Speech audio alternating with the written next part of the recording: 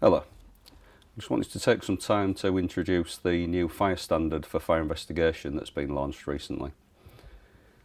There's been no legal duty on fire and rescue services to carry out fire investigations, but there has been a power under the Fire Services Act to do so.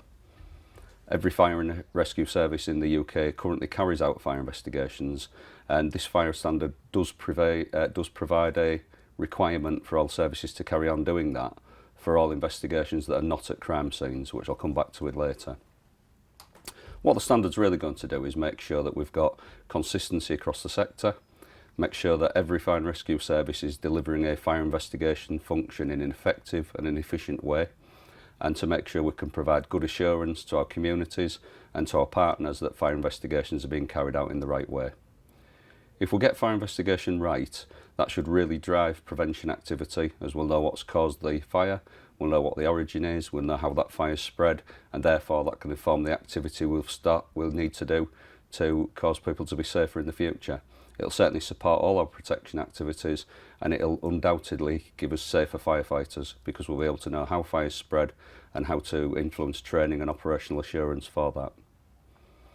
As I said at the start, the fire standard will be making sure that fire and rescue services all carry out fire investigations at scenes which aren't crime scenes.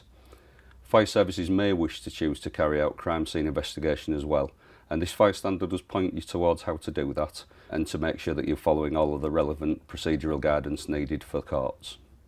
There's a number of other pieces of legislation pointed to in the fire standard, so that it should really give someone running a fire investigation function in a service a clear guide on what to do.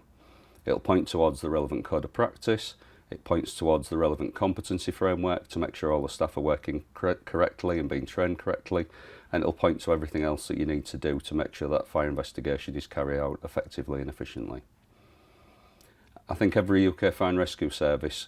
should be quite capable to follow the fire investigation standard, and those who choose to carry on to get accreditation to carry out crime scenes, this will provide a really good step towards that as well. If you want to see anything else about the fire investigation standard, or indeed any of the other national standards, I'd direct you towards firestandards.org, where you can find out far more information. Thank you.